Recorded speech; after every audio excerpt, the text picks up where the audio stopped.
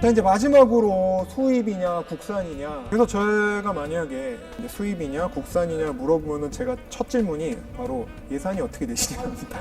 맞습니다. 그렇습니다. 예산이 충분한데도 불구하고 수입을 살 것이냐 국산을 살 것이냐를 고민하시는 분은 제 커피 20년 일에 단 한 번도 본 적이 없었습니다. 솔직히 예산만 충분하다라고 하면은 일단 수입 로스터를 구입하고 싶어 합니다. 네, 거의 열에 10명 전부.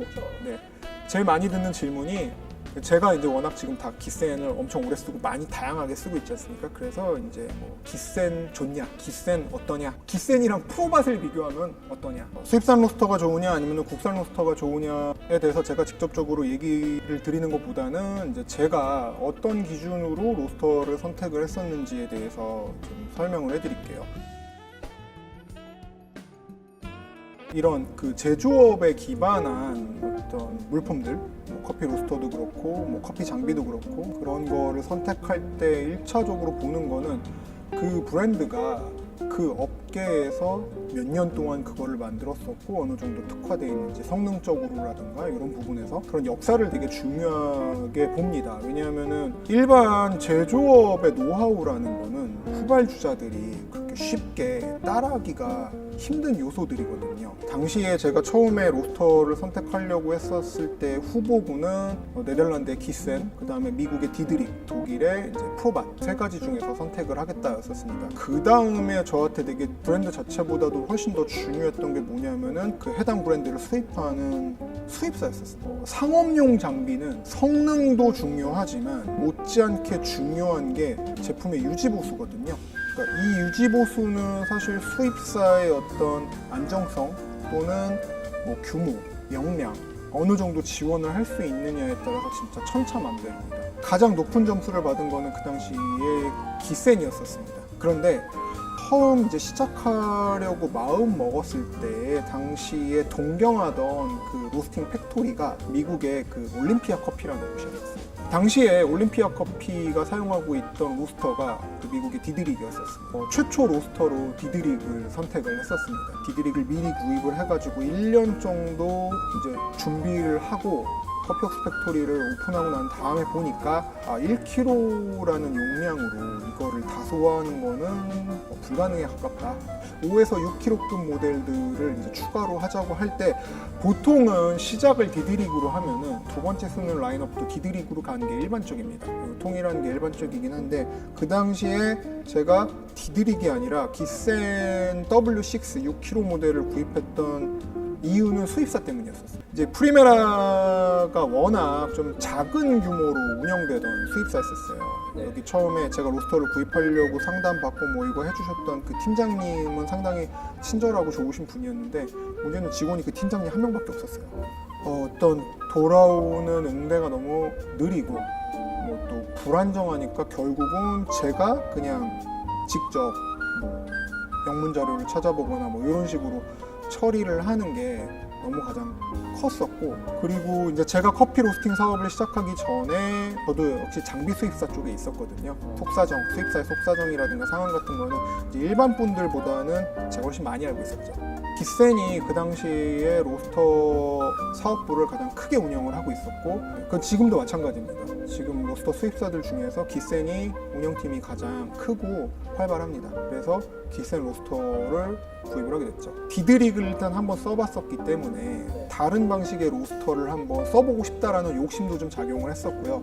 근데 이제 디드릭과 기센 두 가지를 써보고 느낀 점, 뭐야, 인터넷에서 얘기했던 거 하나도 안 맞아, 다 거짓말이었어. 그 이야기대로면은 똑같은 커피를 볶았을 때 디드릭으로 로스팅을 한 거랑 기센으로 로스팅한 게 달라야 되잖아요. 구별 못할 정도로 똑같았었습니다.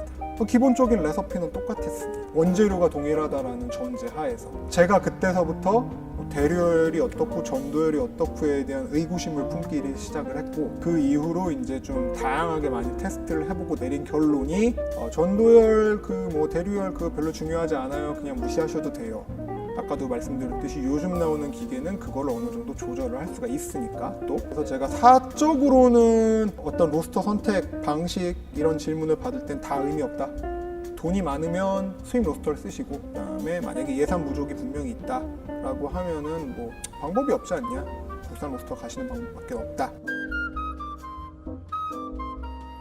꼭 그렇지만도 않습니다. 그렇지도 않아요. 네, 왜냐하면은 AS 팀이라는 거는 사실은 그걸 운용하는 회사가 AS 팀을 별도로 어느 정도 꾸리고 있느냐가 중요한 거지. 그러니까 뭐 그런 차이는 있을 수 있어요. 예를 들어가지고 어떤 부속이 필요한데 국산은 뭐 빨리 갖고 올 수 있는데 뭐 수입 로스터 같은 경우에는 만약에 수입사에 이게 없다라고 하면은 이제 해외에서 갖고 와야 되니까 시간이 조금 걸리는 그런 부분이 발생할 수도 있는데, 일단 기센 같은 경우에는 주요 부품들을 거의 다 보유를 하고 있어서 고장날 일도 거의 없기는 했지만 어떤 부품이 뭔가 필요했을 때 이게 지금 해당 부속이 없어가지고 수리가 불가능하다라는 답을 들어본 적은 일단 없습니다. 한국 사람들은 AS의 기준이 삼성 아니면 LG. 네.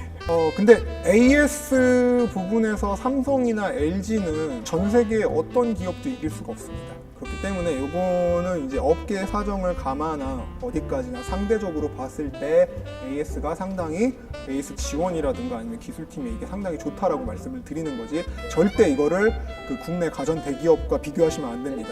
자, 아까 이제 너 돈 많아서 이거 다 산 거 아니냐, 요거는 그 부산의 BNK 캐피탈이라는 거고요. 자, 요거는 오릭스. 그 다음에 저 큰 거 우리 첫 화 때 찍었던 저 집행하는 거 있지 않습니까? 우리은행 겁니다. 자, 결론은 다 빚내서 산 겁니다. 저는 로스터 같은 경우에는 리스로 처리하는 거를 되게 많이 권장을 해드립니다. 만약에 예산 제약이 있다라고 하면은 그 제약된 돈을 가지고 그냥 난 빚지기 싫으니까 이 돈에 맞춰가지고 어떤 장비를 구입을 하는 것보다는, 왜냐면 또 그렇게 구입을 하면 문제가 생깁니다. 어떤 문제가 생기냐, 여유 자금이 사라집니다. 여유 자금을 확보하는 선에서 이렇게 하고 그 다음에 장비를 구입을 해서 달달이 비용 처리를 하고 돈을 내시는 게 훨씬 낫다라고 얘기를 해드립니다. 유럽이 거기서 뭐 반세기 가깝게 만들었던 브랜드들의 어떤 그 헤리티지, 국산 로스터가 뛰어넘는 거는 현 시점에선 조금 어려운 부분이 있다. 물론 뭐 이제 그 국산 로스터도 지금 현재 되게 많이 쓰고 계시기 때문에 어느 정도 한국에서는 검증됐다라고 볼 수가 있는데, 제 입장에서는 제가 추천하기로는 어떤 투자라는 개념에서 내가 가진 돈에서 모든 걸 너무 해결하려고 하시기보다는 선투자하시고 그만큼 열심히 해서 벌어서 사실 그 비용을 회수하는 방식으로 해가지고 갖추시는 게 여러모로 좋지 않을까. 저는 긴 안목에서 봤을 때 검증되고 좋은 장비를 쓰는 게 긴 안목으로 봤을 때는 훨씬 좋았다. 단 빚지는 게 싫고 뭐 이게 부담이고 자신이 없거나 뭔가 부담이 되신다라고 하면은 그에 맞는 선택을 하셔도 무방하다. 이게 꼭 정답은 아니다 라고 말씀을 드립니다. 결론은 본인이 선택을 하셔야 되는 건데, 이걸 쓰셨던 분들이 다른 걸로 갈아타는 경우는 조금 드뭅니다. 제가 지금까지 말씀드렸던 걸 잘 감안을 하셔가지고 선택을 하시는 거를 추천해 드립니다.